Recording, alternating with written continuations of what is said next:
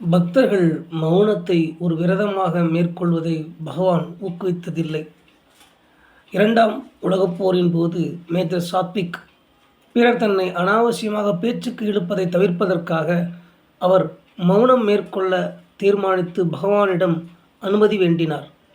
பகவான் அதற்கு சம்மதம் தரவில்லை. பகவான் கூறினார், பல மௌனிகள் செய்வது போல் நாவை மாத்திரம் அடக்கி கொண்டு சிறு தாள்களில் செய்திகளை எழுதி கொடுப்பதில் பயனேதும் இல்லை. இந்த முறையில் நாவிற்கு ஓய்வு என்பதை தவிர மனம் எப்போதும் போல இயங்குகிறது. இதற்கு பதிலளிக்கும் வகையில் சாத்விக் தான் அப்படி செய்யப்போவதில்லை என்றும் தனது எழுதுகோளையும் தாளையும் தூர எறிந்துவிடப் போவதாகவும் கூறினார். இதற்காக சாத்விக் அவர்கள் தனது மௌன விரதத்தை தொடங்க சில ஏற்பாடுகளை செய்தார்.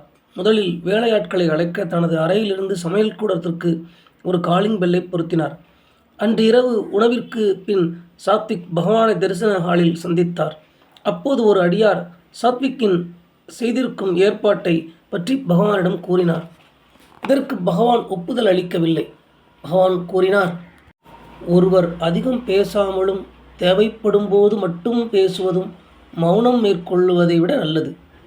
ஒருவன் 12 வருடங்கள் மௌனம் மேற்கொண்டு பேசாதிருந்தால் அவன் ஊமையாகி விடுவான் என்றாலும் அவன் அற்புதங்களை நிகழ்த்தும் ஒரு சில சித்து சக்திகளை பெறலாம். இதனால் என்ன நன்மை? பேசுவது நம் மன அழுத்தத்திற்கு ஒரு வடிகால் ஆகும். இவ்வாறு மௌன விரதத்தை பற்றி பகவான் கூறினார். இதன் மூலம் பகவான் கூற வருவது, மௌனம் என்பது உள் மௌனமாக நிரந்தரம் இருக்க வேண்டும். வெளி மௌனம் என்பது தேவைக்கேற்ப பேசுவதற்கு விட்டு கொடுக்கக்கூடிய வெளி மௌனமாக இருக்க வேண்டும்.